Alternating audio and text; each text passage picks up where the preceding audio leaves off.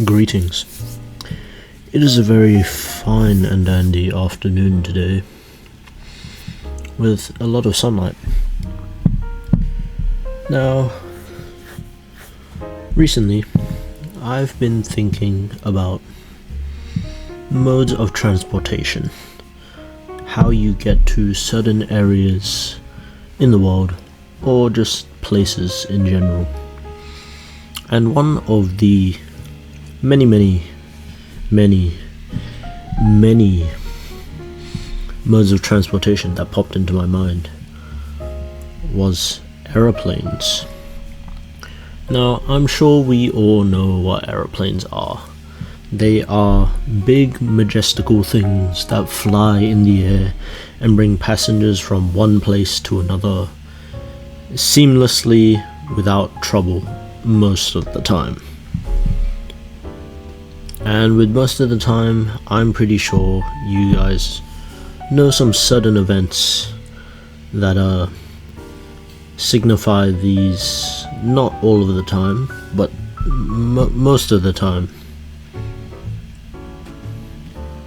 You know, some of those events being more recent than others, such as the door flying off a Boeing plane, or planes disappearing at sea, or, disruptions on planes. And a very big one that happened almost 24 years ago. So today I'm here to talk about my personal experience with aeroplanes. Now, if you didn't know, I am not very fond of aeroplanes, to be honest. Now, even though I can sit on an aeroplane and, trust that I am safe most of the time, not all of my aeroplane experiences have been the greatest. Now, let me start us off with one particular story, which didn't mean to freeze there, and I might be finished, but one particular story where I was on a plane overseas. So there are domestic and international flights that you can catch to either go overseas or fly domestically, which means fly within the same country. Now, this flight was an international flight, so keep in mind I was going overseas. Now, on this flight, I was sat next to a very, let's say, immature child. Or I wouldn't say immature because they were not very old, but this child had hyperactivity. If you don't know what that is, it's basically when you can't calm yourself down and you always cause sudden events because of not cause sudden events, but you just can't stop moving because you had too much sugar or something like that. Now, I was fine with this at first because, all children have their first times on aeroplanes, and most of the times a lot of them are not that well behaved. Anyways, in this case, while I was sitting next to this child, I realized that the child was shifting my chair back and forth very uncontrollably, in that fact, to the point where my chair was shaking, as well as the person that was sitting next to him, who was his mother, I assume, or his caretaker. Now, I don't know if a lot of caretakers or people who look after other people on planes just don't really care for the well-being of people on the plane. But she did not care that the child was causing a magnitude 2 earthquake on a plane. Now, I don't know about you, but that sounds pretty scary, does it not? You're on the middle of a moving vehicle in the air, and a child next to you is recreating an event that a lot of people would not want to be associated with planes in the first place. Now, thankfully, I managed to get through the flight, but the caregiver did not apologize for the child's actions, which I guess is fine. People can apologize and choose not to apologize. I mean, it's just how our world works now. Another instance of this very, very diabolical flight pattern that I've had to deal with was my experience with a Karen. Now, I don't know about you, but a lot of the times I don't really mind if something minor happens, or some little mix-ups happen which cause something to go haywire, and it's like, oh well, sure, it's a minor inconvenience and I'm sure we can fix it somehow. No. One of the flights, I was sat next to a middle-aged woman around her 30s to 40s maybe. And what I realized was, ever since the flight started, the woman already started complaining about random things over the phone. And this was before we took off. As I sat down, I heard the lady say, "Why are economy seats so cramped? It feels like I'm a peasant. I can't deal with this." And I'm just like, well, you wouldn't be sitting in economy if you had the money to go sit in business or first class. Keep in mind, this is a 12-hour flight in economy. Now, I firstly think, well, maybe it's her first time flying, or maybe she, feels uncomfortable for it being her first time flying on a plane in economy. So I chose to shrug it off in the moment, and I said, hey, maybe this trip won't be that bad. Oh, how I was so wrong. A few minutes after, the air stewardess start handing out refreshments for our 1 hour into the flight. And I was like, hey, this is pretty nice. Because a lot of the times on domestic flights, a lot of airlines do not provide with refreshments up until maybe just before the plane lands, which is nice to see. And maybe it is different because it is a 10-hour flight, but I was thinking, hey, we're already off to a pretty good start on the experience. Little did I know, the woman next to me starts complaining. Now, all we got was a bag of peanuts and, some, I think it was either a drink, you could choose between tea, a fizzy drink, or something like that. But the woman next to me starts complaining about having to pay for more expensive beverages.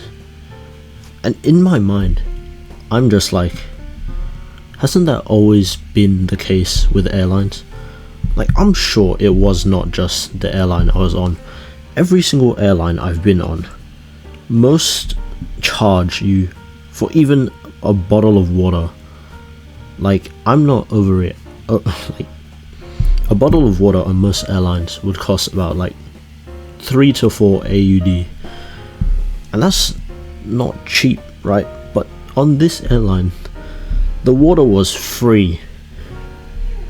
The lady next to me, she wanted to drink wine. Now, I'm no genius, but is wine not a like delicacy on planes? Because I'm pretty sure old Joe in the corner isn't ordering a bottle of wine every single time he hops into economy. Sure, maybe if you were in first class, I would think, hey, yeah, maybe they should give you a complimentary free glass of champagne because you did pay quite extravagant prices for your tickets, right? But no, we are sitting in economy, and the woman is complaining about first that she was sitting in economy and she felt like a peasant, and then that she had to pay for wine, right? Maybe 2 hours later, after the first hour, so the third hour in, they start serving lunch. Now keep in mind, we took off around 7 o'clock in the morning, so they were serving lunch, and a lot of the tickets on this airline came with predetermined lunch, so you could place an order for what you wanted for lunch, and the airline would provide you with that lunch once the time would come. Now, I might sound like a broken case here, but the lady started complaining. Complaining about what, you may ask? She started complaining about why she could only get one meal. Now, you can always pay for a second meal, but in this case, the lady wanted to sample all the different types of meals that they were providing on the airline, right? Now, I'm no genius, but an airplane isn't meant for fine dining, right? I'm pretty sure in a lot of cases, airplane food is meant to just be there to provide you with a meal. But this lady wanted to sample all the different types of foods, and she asked the air stewardess, "Can you hand me the rest of the meals as a bulk?" The air stewardess obviously was confused, and she said, "Ma'am, we cannot provide you with all the meals as you have only paid for one as an inclusion through your package." Now, I don't know if this ticked off the woman in some way, right? But she started to pout like, I'm no genius, but are you not a grown woman? Why would you be crying over food that you have to pay for? Like, if you want the food that badly, just pay for it at that point. But no, she started to pout, and she got put in a foul mood, and she subsequently, and to this day this still confuses me, stood up and reached into her overhead compartment. Now, I'm no genius, but if you squeeze in with the air stewardess while they are trying to perform their job, it makes it a lot harder for them to perform. But no, she knocked the cart aside and reached up into her bag and pulled out a makeup set and went to the bathroom. Now, I thought maybe this would be the last time I would have to deal with such a passenger like her, because luckily she did not act up, for the rest of the flight, until the end, where she did shove past me when I was grabbing my luggage, and at that point I was just like, it's a 12-hour flight. I'm not gonna fight with her because it's just gonna be a waste of my time, and I'm just not gonna give her the engagement that she probably expects and the attention that she wants. But in my most recent trip, I encountered a pair of parents who had a infant on board. Now, I'm not a hater of people bringing infants on planes. It's all fine if you want to bring your children on board, right? But the worst thing about this was these two parents were entitled. Now, this was a domestic flight, meaning I was flying within the borders of the land down under. I'm pretty sure a lot of you know what the land down under is. But I was thinking to myself, hey, maybe we can have a nice, quiet plane ride for,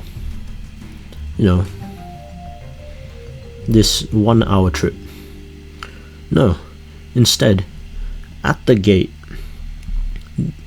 the parents forgot to print out their boarding passes, and they proceeded to say to the clerk or the worker that was working there, I thought you guys were the ones that dealt with our boarding passes, when there was a sign that clearly said, please bring your boarding passes, digital or physical, for the staff to check. Now, when the staff asked, no sir, we do not have your boarding passes, can you find them online? The man said, I don't know where to find it. What? You don't know where to find it? I'm no genius, but how would you have booked your tickets in the first place if you did not know where to find your tickets? And what made it even worse from there was, even after they caused this whole fiasco, we waited about 20 minutes at the gate for the staff to try to find their boarding passes and for them to try to look like they cared. As soon as they boarded the plane, they took up an area called the stewardess seating zone, which is where the stewardess of the plane sit. And in the process, the stewardess said, sir and madam, this is reserved for employees only, or people that work on the plane.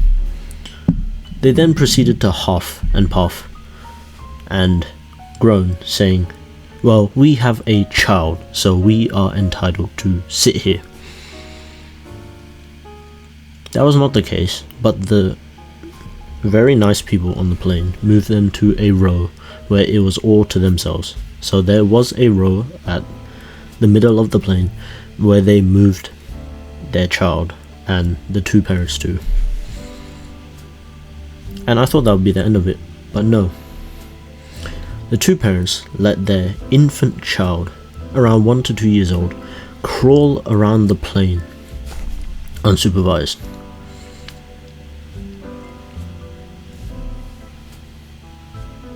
Now, if you're parents, all I'm saying is, please take better care of your children, and do not let them crawl around a plane cabin unattended. The amount of germs on those floors is probably unholy, because people step on it with bare feet, socks, shoes. People have vomited on those floors, and it's not good to leave them unattended. So all I'm saying is, most of the times, plane rides can be very nice, but there will always be people who feel like they are entitled to more than others. Which, if you're in business class or first class, yes, you have your own section. But if you're sitting in economy with other people and in a 4-person row, please try to be considerate. And please try not to cause a hassle for the air stewardess who are trying to do their job. That's all I really gotta say. Anyways, I just felt like talking about airplane experiences today, for no particular reason. But yeah, that's all I gotta say. A lot of things have happened. Maybe I'll talk about them, maybe I won't. Sorry for peeking the mic there, but I hope you guys have a very nice day, as it is slowly approaching the evening. So I'll see you guys next time. Bye bye.